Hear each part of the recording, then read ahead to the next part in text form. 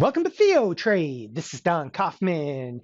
It's June 2nd, 2023. Just about 20 minutes to go to the cash close here on this Friday afternoon.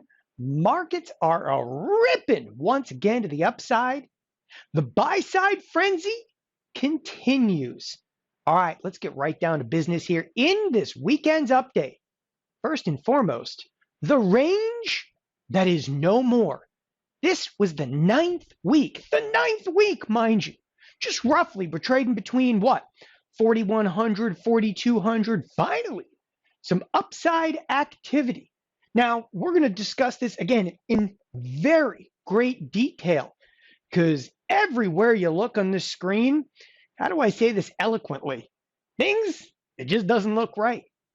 I mean, yes, you have the S&Ps bursting to the upside, but one of the details we're going to talk about here momentarily is you're seeing stuff bought right now no one has wanted to touch. Like, has anyone here seen like the IWM? The IWM, this thing is just been like, the bubonic plague lately. All of a sudden, buy-side activity in it. But my personal favorite, which I happen to have a position in, is Caterpillar. For no uncertain reason here, we see this humongous move up in Caterpillar. Oh, I'm not done. I mean, there are stocks all over the screen. Need I mention like Target? Yeah, that's actually, again, a little bit of a political hotbed over here. Buy-side activity. Again, it's everywhere in products that no one wanted to touch. Much more interestingly is that the NASDAQ is actually very weak on a relative basis. If you will, the S&Ps are up about 1.5%. The NASDAQ trailing well behind that at a 1.7% rally. As I was saying a moment ago, stuff that everybody wanted to buy, okay, no one seems to want to touch right now, and vice versa. So we are seeing a degree of a rotation, if you will, into some of the weakest products, okay, in the marketplace. But again, before I go into too much detail over here, one of the first things critical to understand, we moved to a fully correlated state to the upside. So it doesn't matter that, NVIDIA per se is down right now, or Meta that is completely flat right now, or Netflix, which has had just wild buy-side activity, is slightly down. The first thing to point out is that there's a correlation property in this marketplace, and that unto itself was absolutely a necessity to see us break, okay, the range. Didn't matter whether the upside or the downside. Again, that's very much secondary in my mind. Like, again, I'm much more of a quantitative trader, and looking at this high degree of correlation. The high degree of correlation, of course, for those of you that do not speak geek, this is the S&P 100, and in the S&P 100, effectively you have 90 stocks trading to the upside. That is what we kind of call a correlated state. What that basically breaks down to is statistical arbitrage is just on the bid everywhere. It's just professional trade, and okay, it's just buy side indiscriminately. And again, one of the most interesting things about this buy side kind of frenzy in here is that it's not as much inside of the NASDAQ. It's in stuff that no one actually anticipated, stuff no one wanted to touch, stuff like, again, the financials. And we're going to take a more detailed look at this because, like, the financials, again, you have to compare this once again to the bubonic plague because it's had nothing but sell-side activity. You can't find really any rallies. All of a sudden, a dramatic move to the upside. We're going to look at that momentarily. All right. So the range has been broken. Let's start there on this weekend's update because it's critical. Now, I am not one for hindsight. I really don't want to talk much about the Fed. The Fed is kind of maybe we'll pause, but then the jobs number came out today and the jobs number was really hot, so maybe they won't pause. Who cares? It's 25 basis points. Push it aside. Then you can talk about the debt ceiling till you're blue in the face. Oh, I have news for you. Who cares? Because it's all in the rear view mirror. One of the things, though, I have talked about extensively lately is, okay, my strong belief that this marketplace had to resolve to the upside, okay? In fact, what I've said time and again, you got to have the up to have the down, right? And again, I'm going to discuss that in more detail in just a moment. Before I get there, though, Here's the range that has defined us all. But here's a range actually that lasted again into the 9th week. This is just actually, catering to all of you that love a 100-point range, which is not too many of us traders. Nevertheless, we actually break to the upside. And as I was mentioning last weekend, I mentioned on Wednesday, it's all about this 42 kind of 30 level. And again, I want to reiterate that it's somewhere right around this 42.30. And we actually paused there a couple of times, but then getting to the 42.40, it was just like fuel to a fire. We just took off to the upside from there. Okay. And it's exactly what we anticipated. But no matter how many times I want to look at this, no matter how many ways, like you guys know, I carry bearish positions. A day like today does not make Don very happy. But at the exact same time, I got a big smile on my face because I got to tell you, right? What's moving up right now doesn't really concern me. It's what's not really moving up that is the area that I'm actually focused on. So the range has been broken. That's first and foremost. Okay. The breakout happened right above, okay, that 42.30 as we expected. Now, as I was saying a moment ago, the up before the down. One of the things that's really striking in this marketplace is how many people are actually short the market.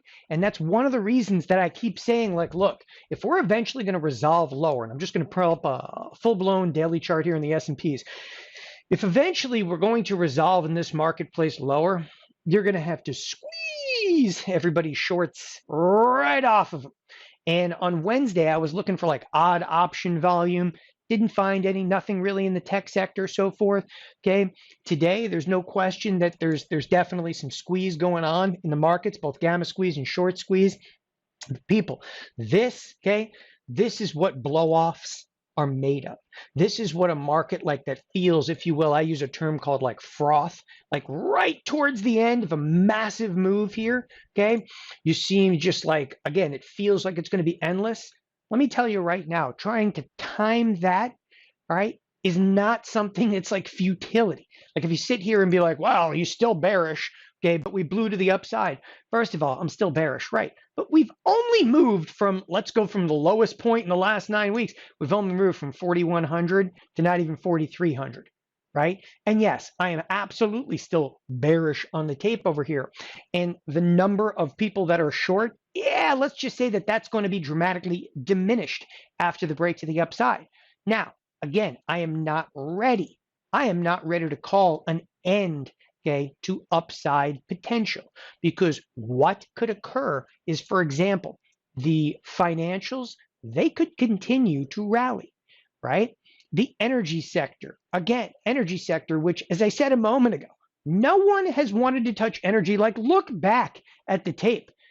Okay, this thing, again, no one wanted to buy it with anybody's money. All of a sudden, a huge explosion to the upside. If you look at this in terms of expected move, it's sitting at the lower edge of expected move yesterday. Now it's almost to the upper edge of the expected move. Okay, so again, stocks that no one wanted to touch. So I can give you an argument for how the marketplace could continue a perpetual rally. The only way it's going to continue, though, is if tech does not fall. And right now, okay, if you're in tech, you have to be nervous at the very least, because the players in the room right now, let's not say that they're falling, because they're not. But unequivocally, yeah, they're sketchy. There's definitely some sketchy trading here now. And I looked back also at like order flow. I say I'm looking at order flow, like today's option statistics. Okay, there's nothing blaring at me in option statistics, not in Meta. Okay, I've looked extensively today inside of NVIDIA. Okay, is there anything that's like a real standout in NVIDIA? No. I mean, it's like the option volume is actually kind of minuscule. Like there's not a big standout in here. The trade itself, though, when you start looking at the tape, like NVIDIA, I mean, that could scare anybody. This is let's call it a precipitous drop from the 404 to 392 in a matter of about 10, 12 minutes. Okay. And what's scary about that is we had no idea whether that was going to stop or not. And that absolutely collapsed, okay, the NASDAQ in the same time frame.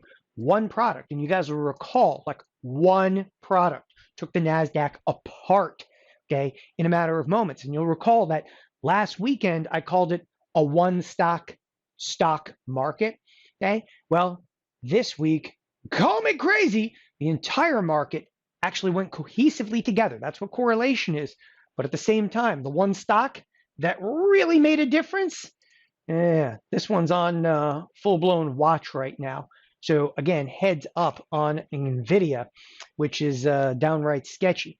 So as I was saying here, the up before the down, okay, too early, if you will, to call that this is going to be a top. And I'm going to tend, I don't mind, being wrong in the very near term, but I actually use this as a great opportunity. I mean, this is a rip to the upside. I thought it was a wonderful opportunity to go out and not to necessarily bear up, but definitely to sell some out of the money call premium, right? In the midst, again, of an explosive move to the upside. I will show you expressly those trades.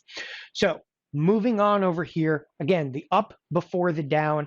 I just want everyone to understand specifically like, hey, like my notion has not changed. I know some people, they flip and flop all over. I'm so bearish that I'm bullish. I'm so bullish that I'm bearish. Look, I'm still absolutely outright bearish. And now I feel a little better about my position. And that might seem strange to you, but again, this is the kind of momentum to the upside that you need, okay, for people that are short to cave. And when the shorts start to cave, that's when you start to get a little top heavy. We come back down, yeah, we're going to cross through that 42.11, okay, like it's butter. So you got to be careful. This next week is going to be pivotal, expressly for the NASDAQ. Again, I'm not the one who wants to sit in here and try to call like this is going to be the top, okay? But there is definitely some froth in the marketplace. And that, okay, is very evident by the fact that the NASDAQ, which has led this beast the entire way up, the NASDAQ, okay, is half right now of the gain of the S&P, right? What's actually leading the marketplace today? You're going to love this. It's the Russell, the little engine that has done nothing. Okay, remember the Russell now, the entire Russell, not just the index, but like every stock in the Russell is now worth less than Apple. Well, maybe not today because the Russell, okay, got some heat to the upside here, 3.5% move. Check this out when I bring up the IWM from an auto expected move perspective. From the lows of expected move, actually it hit the lows of expected move 2 consecutive weeks in a row, to outside the upper edge of the expected move. You have to love it. Well, really, you don't, especially if you're actually short in the IWM. I do have a spread left in the IWM, but it's nothing of consideration in one of the Catapult portfolios.